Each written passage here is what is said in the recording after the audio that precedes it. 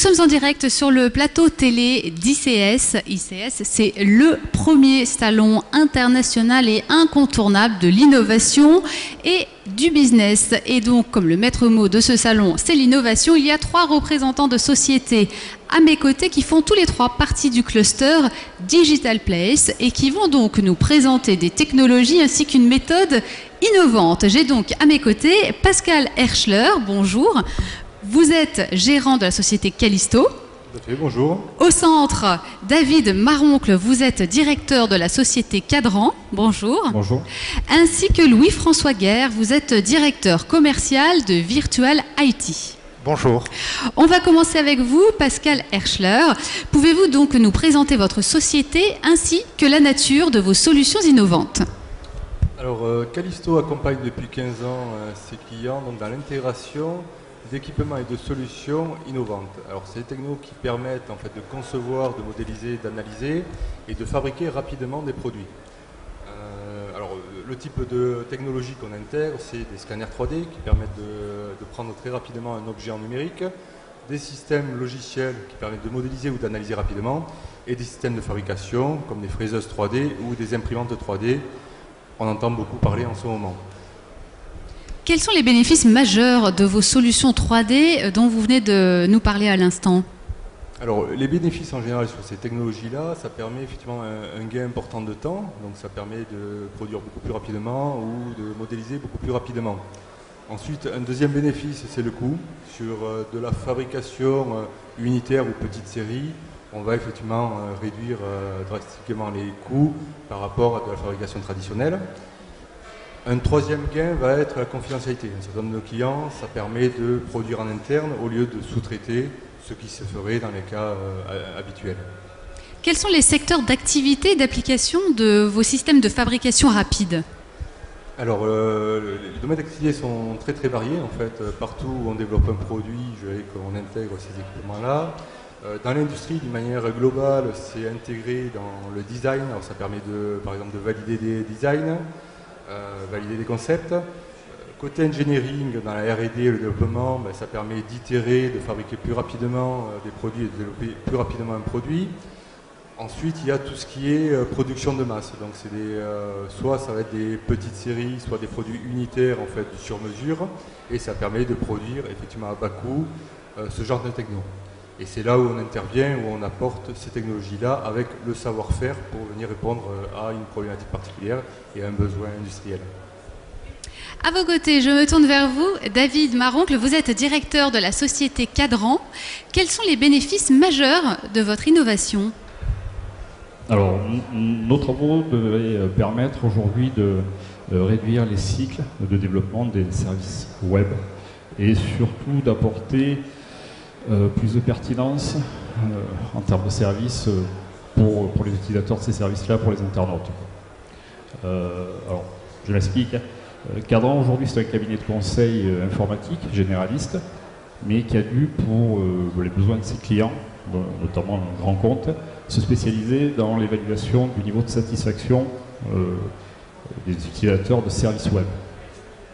Alors, pour une raison simple, c'est que s'est aperçu qu'un grand nombre de responsables de ces services étaient souvent en difficulté lorsqu'il s'agissait d'apporter des optimisations ou des corrections en tout cas pertinentes à leurs services.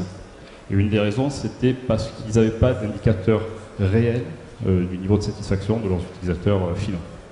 Donc c'est dans ce contexte-là où Cadran a développé des capteurs, des capteurs qui n'existaient pas jusque-là. Alors un capteur, c'est par exemple, je vais me connecter à un site internet pour passer une commande, pour récupérer un document technique. Si ce site est trop lent, ça va générer chez moi de la frustration, voire du stress, de la colère, enfin ce genre d'émotion.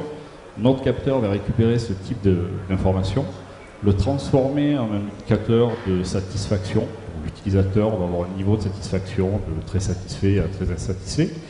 Et l'avantage de ce type d'indicateur, c'est que c'est un indicateur qui va être par la suite comestible par des populations très hétérogènes, notamment toutes les populations qui vont être capables d'apporter, et à même en tout cas d'apporter des corrections, des solutions à ces services web.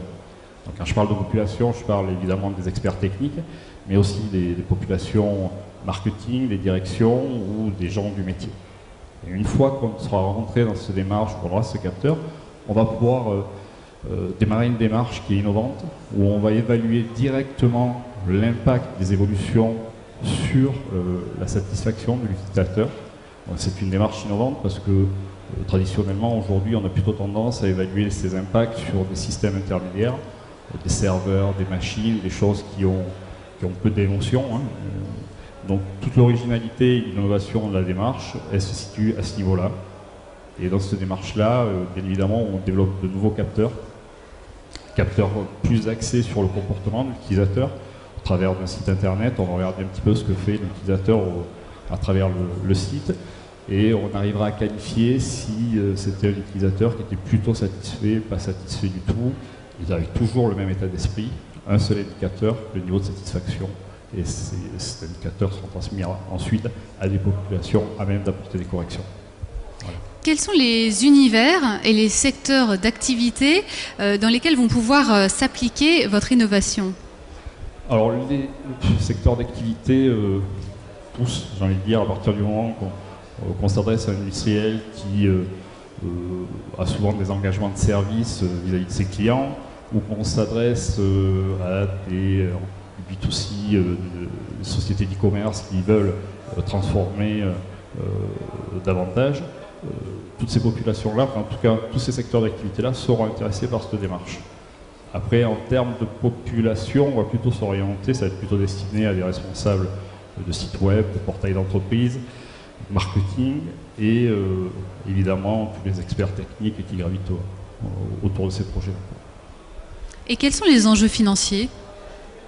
Alors les enjeux financiers, ce qu'on sait aujourd'hui, c'est que en France, les sociétés françaises perdent plusieurs milliards d'euros chaque année uniquement sur des problématiques de performance de leurs services. Alors performance au sens technique, c'est-à-dire de problèmes de lenteur ou d'accessibilité à leurs services. Je ne parle pas de contenu ou de la pertinence réelle de leurs services. Donc c'est un enjeu, ce sont des enjeux économiques en tout cas relativement dimensionnants, en tout cas pour tous ceux qui voudront bien se soucier de ces problématiques-là et s'inspirer de ce genre de démarche. Merci. Et enfin, je me tourne donc vers vous. Jean-François Guerre, vous êtes directeur commercial de la 3e société présente sur ce plateau, de la société Virtual IT. Pouvez-vous nous présenter la nature de votre innovation? Oui, donc Virtualité est une société basée à Toulouse et son savoir-faire est le développement de solutions de visualisation 3D interactive. En fait, ce que nous proposons à nos clients, c'est la conception et la réalisation de ces interfaces de visualisation pour un certain nombre d'usages que je vais citer plus tard. Et l'innovation que nous apportons, en fait, c'est de faire converger à la fois le monde de la 3D et de la représentation visuelle avec le monde des interactions et des interfaces homme-machine. Voilà.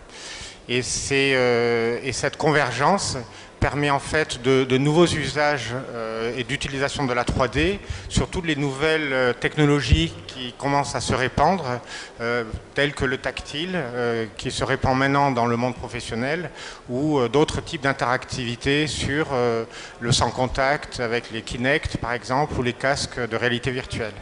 Voilà.